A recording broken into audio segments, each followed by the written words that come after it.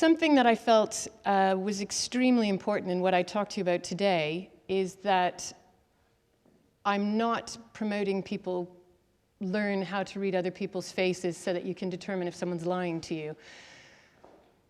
Of course, if I do mislead you today, you might be able to tell by the end of this, but what I really want to emphasize is that I feel quite a responsibility to explain the relationship between what's going on in the face, our unconscious behaviors, and how we can use that to improve how we communicate every day. Every interaction with another human being will improve, can be enriched by understanding what's really going on. Now, the most important thing to say is that that's almost virtually impossible if, as one of my mentors, Dr. Goodfield, says, if your own windscreen is dirty.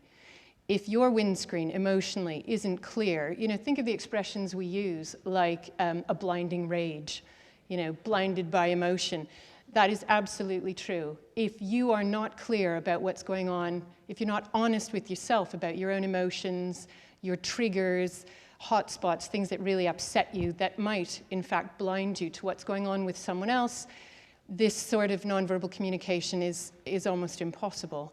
So it's a case of once you learn to read the signals from someone else, you automatically are aware of them in yourself. So you know if you're talking to someone, and an interesting one, just as an aside, is if the tongue comes out, there's anger. Doesn't mean the person's angry with you, doesn't mean they're aware of the anger. There's anger somewhere. So if you're talking to someone, I get this sometimes, you're on the schoolyard picking up your kids and you're going, and you feel that tongue popping out, and I just think, what is going on? What's happening here? And it allows me to take a step back. I can recognize in myself that something's triggered something, and I can be aware of that. Now, it also means that imagine going into a meeting and work, and you're walking in and you're not particularly looking forward to it, so you're kind of taking some deep breaths, being aware of yourself, and you walk in and you look at that other person. If you know them quite well, you will have experience of how they behave. You'll know something's going on. But you will also be able to identify how they will be responding to you, and you can change how that interaction occurs. You can actually, in a very subtle way, understand that, this guy is going to need to feel comfortable. He might need to speak first. Fair enough, I'll let that happen, and then I'll step in. I know I ramble on a lot, ironically, for someone who's really into nonverbal communication. Friends and family will tell you how much I love to talk.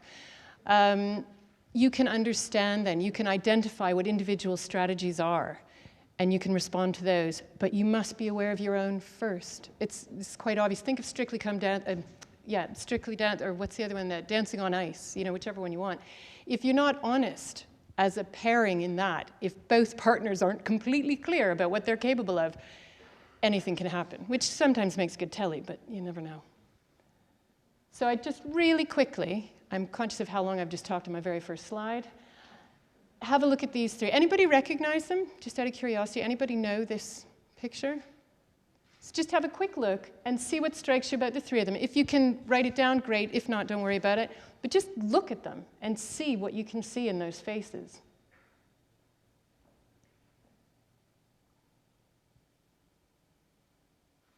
And, right, I like to call him Mr. Blankface. And what I wanted to do today was give you a little bit of background and do a kind of what I call with my kids show and tell. So I'm going to show you a few things, I'm going to tell you a bit about it, and hopefully you'll leave thinking, yeah, this is something that is really useful. I want to learn a bit more. So assume we all start life relatively with few experiences. Research does suggest now that newborns, and I mean newborns, just newly, freshly born, beautiful babies, are processing inputs. And I don't just mean without emotion, they're processing the emotion of experiences as they happen, which is why I actually asked to go after Selena, because I felt appreciating everything she'd already said makes this all the more important. Those inputs are happening from the moment we're born. And the research is suggesting primary emotions like joy and disgust and distress, pain, smells, all of those experiences, along with the associated emotion, are being loaded up in that baby's brain. So we do start virtually untouched, but as we start loading up on those experiences, we start reacting to them. And our face, research now suggests, well, in fact, there were two American psychologists, Paul Ekman. I don't know, has anybody heard of Paul Ekman? Anybody seen Lie to Me? So this, okay, Lie to Me, just a caveat, is slightly exaggerated, as you would do for a television program. Fantastic show, I love it. Slightly obsessed, but I like Tim Roth as well, so lead character. And what they're doing is reading people's expressions, as well as some of the body language, to understand what makes someone tick. So if you bear in mind that arguably from 25 weeks even, some research is suggesting there are signs of consciousness in fetuses, that little thing, that little creature, that biocomputer in there is coming out, just sucking up all the information. They're experiencing life, they're having emotional responses to those, and then, crucially, making decisions about what is a successful response and what isn't. So if I realize that when I get angry, it serves me better to control my anger and smile, that's what I'm going to do. That's my strategy for dealing with anger. It isn't, actually. Don't ask my husband, but if that happens to be how you decide to cope, fair enough. But that will be like this most amazing topographical map of your strategy written all over your face, literally written all over your face. Now, my 6-year-old can move all of those muscles in the most amazing combinations. But what's really happening, when she's upset, it's obvious. I can see, and I can also understand how she's going to deal with that. But what's fascinating about this is those movements are, and let me get this right, I don't want to misquote, what Dr. Goodfield would call nonverbal leaks. Because what's actually happening is on an unconscious level, I may experience something at work that I find really upsetting, but I'm not necessarily going to explode in work, am I? But if I know what to look for, and I'm managing someone, and I can understand and appreciate that they might be distressed, I can see in their face what's really going on, and what might make them feel better, what might make them feel worse, you know, how to cope with the situation. So a nonverbal leak, that facial, the expression of my emotions in my face, has a repetitive pattern of movement. It's based on individual experience, and it essentially, that pattern of movements is everyone's individual, unconscious, personal strategy to deal with the world. So basically, when you know what your own strategies are, and you can identify what someone else's are, you can almost, and I have seen these, and colleagues of mine at the Institute for Nonverbal Strategy Analysis in the Netherlands, they've made matrices. So if I'm this particular strategy and I'm dealing with someone of that strategy, this is the best way to get on. And it is just, it will change your life. It truly will allow you to interact with people more efficiently, more effectively, and I hate to use the word smoothly, but it really does smooth things over. And this is my daughter when she was 4 months old. But you see, already, there's some pretty obvious things going on. Mouth closed, big eyes, pushing back. And I tell you what, she's 8 now, and that's how she deals with the world. She's taken it all in. She sits back, she thinks about it, and then she might or might not say something. But knowing that about how she's feeling, how she deals with the world around her, what her strategy is, gives me a lot more information than simply what might or might not come out of her mouth, and that's what's so important. So it's really based on the experiences and the emotions we associate with those experiences, coupled with the decisions we then make. So what am I going to do? Am I going to punch this guy because he's really upset me or not? You know, am I just going to take it easy or not? And I love this quote. It's by Sir Thomas Browne, quite a while back. And he says, "For there are mystically in our faces certain characters that carry in them the motto of our souls. He that cannot read ABC may read our natures." And very briefly, basically because of my own strategies, I need to give you a bit of the evidence behind what I'm talking about. So back in the 4th century BC, we actually find quite a few bits and pieces of information attributed to Aristotle. Whether they actually are or not is another matter. But essentially, what he was hoping to do was infer someone's real personality from features in the face. Now, what I like about Aristotle is, and what he wasn't actually doing, was saying, if you've got a big nose, then you're like this. what he wanted to know, and this is quite amazing when I think of the lack of research that's gone into this since. He wanted to know what people's real nature was about, what their passions were about. He said, you can learn music and that can touch your soul, but what I'm interested in are people's real passions and desires. And that, I think, he believed you could read it in the face. If you look at those lines across his forehead, the horizontal ones, how do you get those? Thinking, thinking, thinking, thinking. So you can already start to see this guy, bit of a thinker. Those vertical lines we'll learn about in a sec, and they're quite influential as well. And then I'm going to fast forward quite a bit, because what then happened, so over time, there are a lot of other people that have looked at this and looked into things like physiognomy, and then it kind of went a bit haywire and was a bit misused. This is Theodor Piderit, and I'm not sure if I'm pronouncing it correctly or not. He's a German, German physician. And, sorry, I don't know if I did that. And what he started doing is more in line with what we do today, which is look at that repetitive pattern. He wanted to see things in motion. He was looking at faces kind of prior to video in some cases. And he wanted to see how things in the face, again, revealed more about the soul, what was really going on. So the unconscious, really, what was happening. And that's a whole other presentation on the conscious and the unconscious and what we can learn from them. But again, the great leap was from looking at a static picture to looking at the movement of the face. And my hero, Darwin. And Darwin was actually in touch with Piderit, because Piderit had started this research prior to Darwin. And are people familiar with Darwin's Expression of the Emotions in Man and Animals in 1872? So we all know about the origin of species. But he was fascinated. Darwin believed that you could tell a lot about a person from what was going on in their behavior. Okay, that's fair enough. But what he was also fascinated by is movements in the face. He wanted to know if we could tell more about a person simply by what was going on and how they expressed their emotions. And wrote, from what I can understand, because of course I referred to that font of all knowledge, Wikipedia, his interest and the amount of effort he put into this book almost consumed him for a decade. So, I mean, talk about a prolific guy. And then there's the annual awards in his honor. I love the Darwin Awards.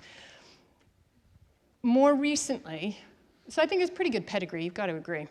Most recently, though, in 2011, Winkelmann, Berridge, and Scher, again, I apologize for mispronouncing those names, have done some neuroimaging of the brain. And basically what they've been able to establish, and not just them, one of the articles that I looked at refers to a lot of other research, which was heartening for me, because that's my background. You know, show me the evidence, really, is where I come from. I am a very spiritual person, but when it comes to something like this, standing in front of this many people, I want you to know that I'm not just making it up, basically. And these guys have been able to demonstrate with neuroimaging, first of all, the areas of the brain that are activated when we experience emotion, but they've also found that we can experience emotion that we are consciously unaware of.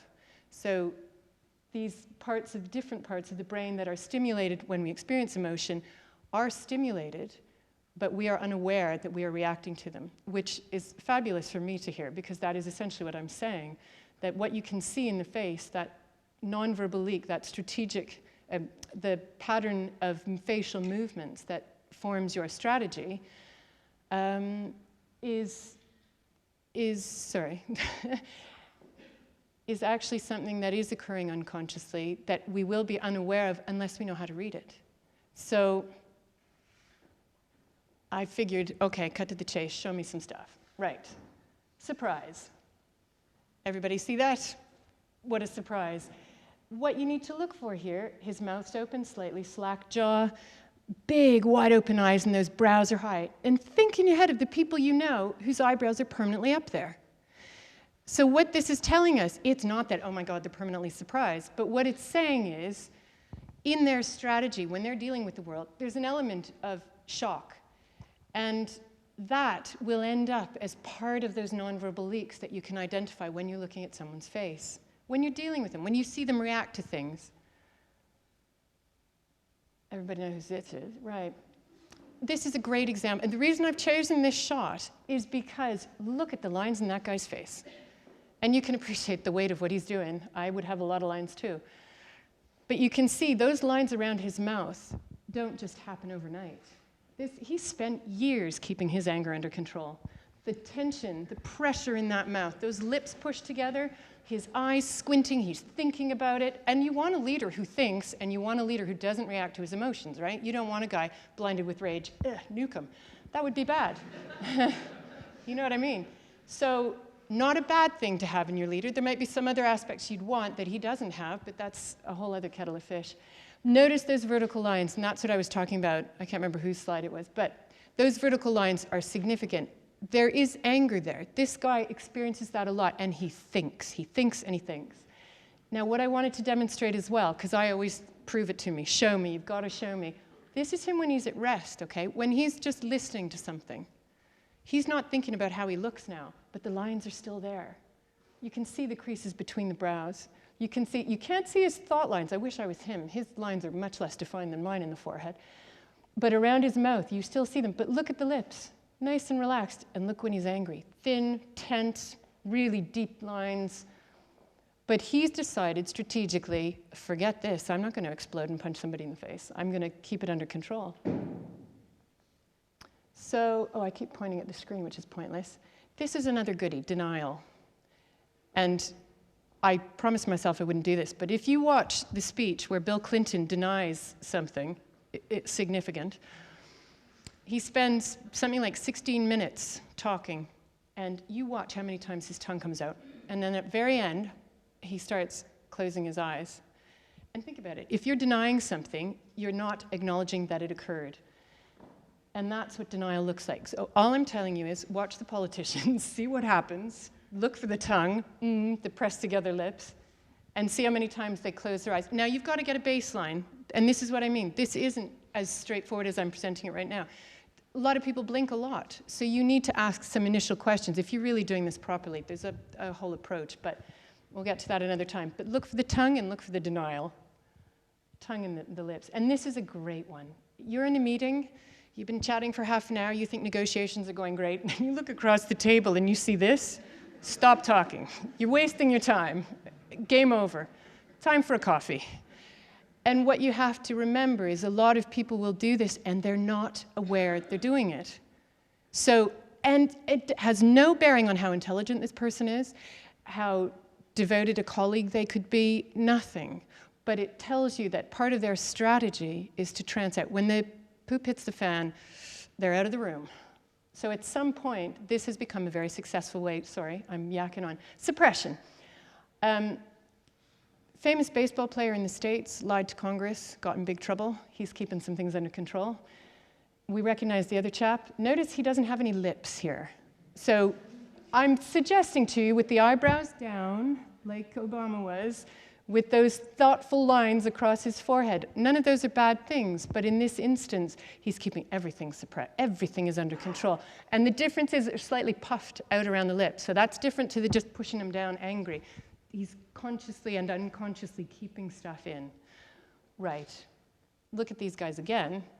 These were the 3 chaps in 2008 that were convicted of trying to get a liquid bomb onto a British Airways flight at Heathrow. And what they found afterwards, and this isn't so surprising now, hopefully for you, the guy in the middle was the one carrying the bomb, the one in a trance. Okay, I can take any pressure, I just leave the room.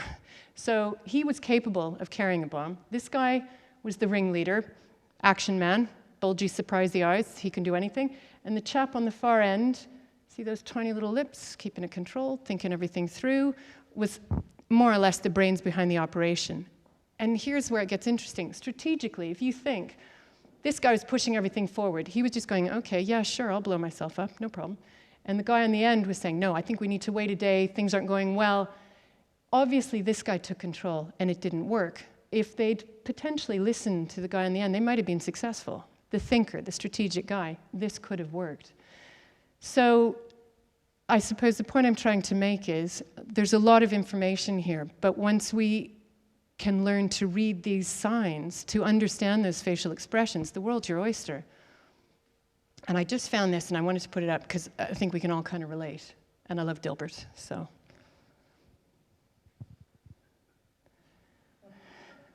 And that's it, really. That just summarizes it perfectly. You get that feeling in your stomach. You're like, this isn't quite right. I'm not sure what's wrong, but... And now there is a way to understand what's really going on, not just about the other person, but about yourself as well. What signals are you sending? So I just wanted to end. This is from Darwin, my hero. The movements of expression give vividness and energy to our spoken words. They reveal the thoughts and intentions of others more truly than do words which may be falsified. You cannot lie with your face, not very well anyway. And if someone knows how to read it, it's impossible. And these are my kids, and I just thought, this is a natural, joyful expression, you know, and we can see that. You know that. They're not faking it. They might be embarrassed, but they will be now, but they weren't at the time. Anyway, thank you very much. I hope I've enlightened you a little bit, and I'll try not to grimace and make a lot of facial expressions later. Thank you.